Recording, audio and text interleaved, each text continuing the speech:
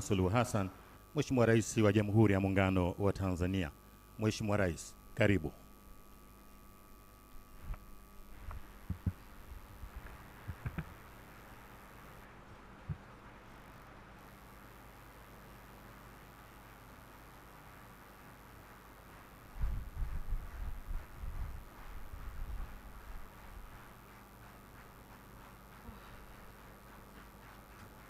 Mheshimiwa, tukae. Mheshimiwa Dr. Hussein Ali Mwinyi, Rais wa Zanzibar na Mwenyekiti wa Baraza la Mapinduzi. Mheshimiwa Rais mstaafu wa Jamhuri ya Muungano wa Tanzania, kaka yetu Dr. Jakaya Mrisho Kikwete. Mheshimiwa Waziri Mkuu Dr. Mwigulu Lameck Nchemba, pamoja na viongozi wote wa serikali ya Jamhuri ya Muungano wa Tanzania, pamoja na wastaafu mawaziri wakuu. Ninatambua pia ujumbe wote uliokuja na Rais wa Zanzibar kutoka Zanzibar.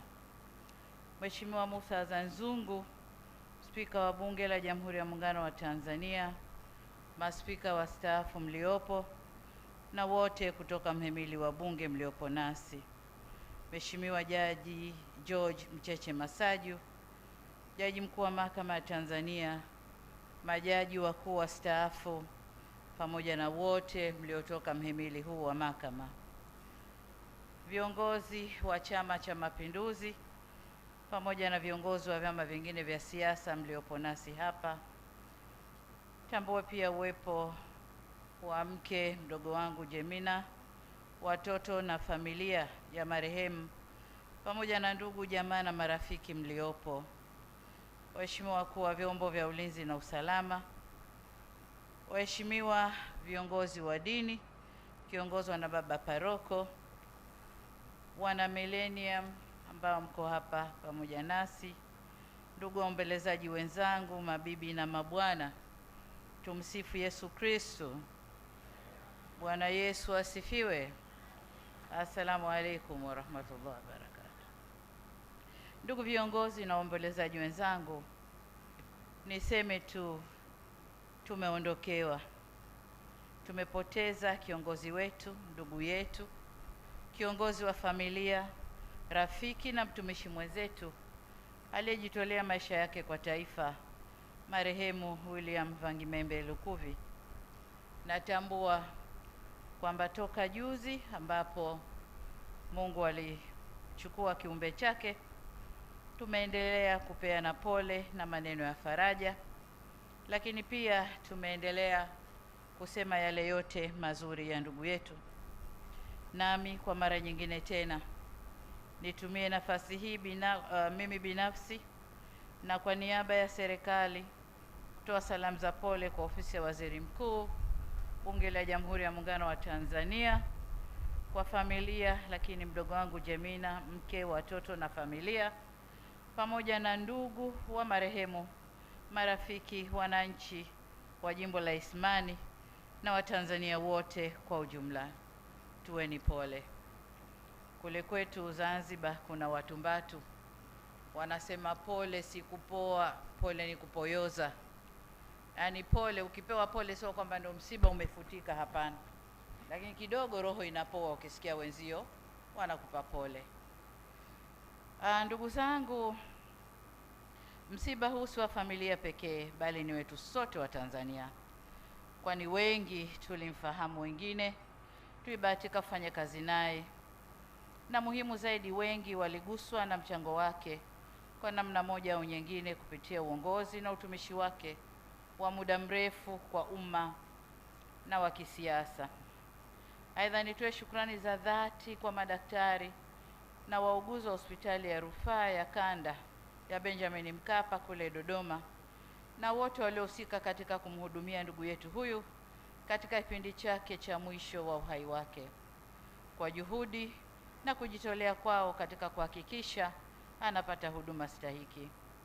Hata hivyo, maarifa, utaalamu na jitihada zetu sisi binadamu zina ukomo, na Mungu ndiye mwamuzi wa yote, nasi hatuna budi kuyakubali mapenzi ya Mwenyezi Mungu. Nitoe shukrani za dhati pia kwa viongozi wa dini kwa huduma, misa na huduma za kiroho ambazo wameendelea kuzitoa toka ndugu yetu huyu ametutoka hadi hapa tulipo. Nawashukuru na ninawapongeza kwa kuendesha misa kwa nidhamu na heshima kubwa kwa marehemu mpendwa wetu, lakini vile vile kwa maneno ya faraja kwetu sisi wafiwa. Ndio maana pamoja na simanzi kubwa tulionayo, ni muhimu kuyakumbuka maneno ya Biblia takatifu katika kitabu cha Wathesalonike wa kwanza sura ya 5 mstari wa 18 yanayosema, na ninanukuu: shukrani kwa kila jambo, maana hayo ni mapenzi ya Mungu kwenu katika Kristo Yesu. Mwisho wa kunukuu. Ndugu viongozi na waombolezaji wenzangu, tumempoteza kiongozi aliyetumikia taifa lake kwa uzalendo, bidii na weledi. Sisi tuliobahatika kufanya kazi naye na kushuhudia utumishi wake, tutamkumbuka kwa mchango wake mkubwa katika utumishi wa umma na wa kisiasa kupitia nyadhifa mbalimbali alizozitumikia.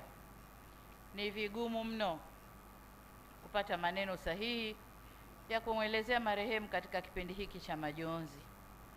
Marehemu Lukuvi alikuwa miongoni mwa viongozi waliotumikia taifa kwa muda mrefu katika nafasi mbalimbali kwenye Chama cha Mapinduzi, serikali na katika bunge kama wasifu wake ulivyoelezwa. Katika nafasi zote hizo alizowahi kuhudumu serikalini, aliacha alama ya utendaji bora na uwajibikaji, na kwa uzoefu wake hakuwa mchoyo wa maarifa.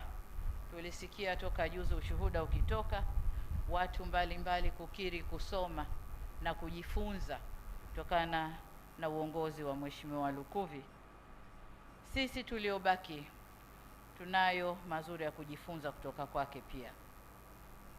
Marehemu Lukuvi pia alikuwa kiongozi aliyegusa mioyo ya watu, ambaye daima hakusita kusema ukweli na hata kuchukua maamuzi yenye tija na maslahi kwa taifa. Ndugu zangu, katika kipindi hiki ambacho dunia imejaa mvurugano na machafuko,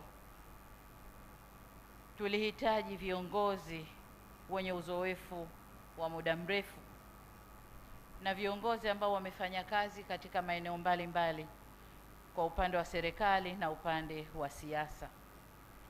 Tulihitaji tuendelee na mawazo na ushauri wa viongozi wa aina hiyo. Tulimhitaji ndugu Lukuvi sasa kuliko jana, lakini kama nilivyosema, Mungu alimpenda zaidi. Katika kipindi hiki dunia yetu kama mnavyoelewa imejaa misuguano na machafuko ambayo kwa vyovyote vile yatapandisha hali ya maisha kuwa ngumu, si kwa Tanzania tu lakini hata kwa dunia.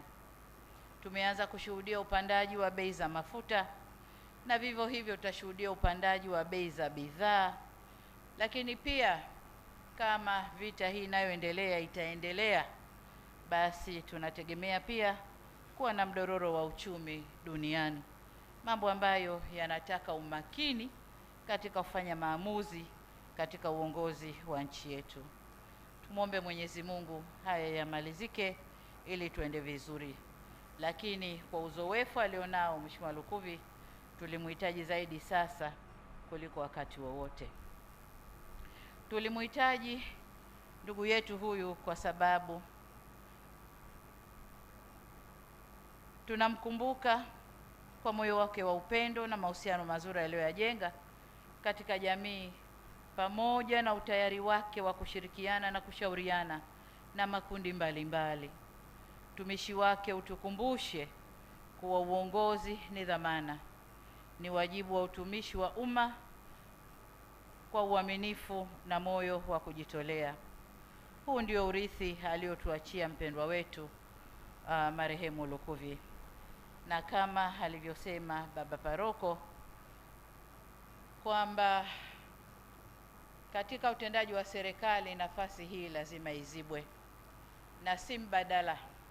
Mbadala ni pale unaposema huyu aondoke, badili yake akae huyu. Lakini kilichotokea hapa ni paukwa pakawa, mmoja ameuka, mwingine atakaa katika nafasi hiyo.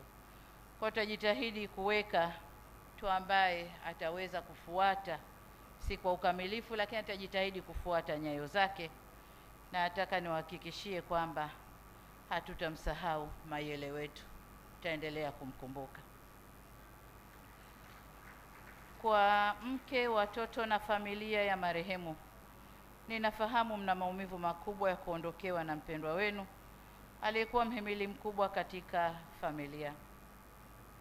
Niseme tu kwamba tuko pamoja nanyi katika kipindi cha majonzi na tutaendelea kumwombea Mwenyezi Mungu ili awape faraja, rehema na nguvu ya kuyashinda majonzi haya.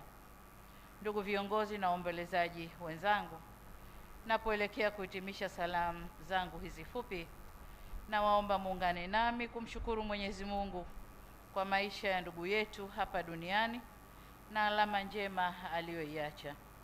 Na mwisho, kwa niaba yangu binafsi na serikali ya Jamhuri ya Muungano wa Tanzania, nirejee kutoa pole kwa mke, watoto, familia ya marehemu, ndugu, jamaa na marafiki, wananchi wa jimbo la Isimani na Watanzania wote kwa ujumla kwa kuondokewa na mpendwa wetu. Raha ya milele umpe Bwana, na mwanga wa milele muangazie, apumzike kwa amani.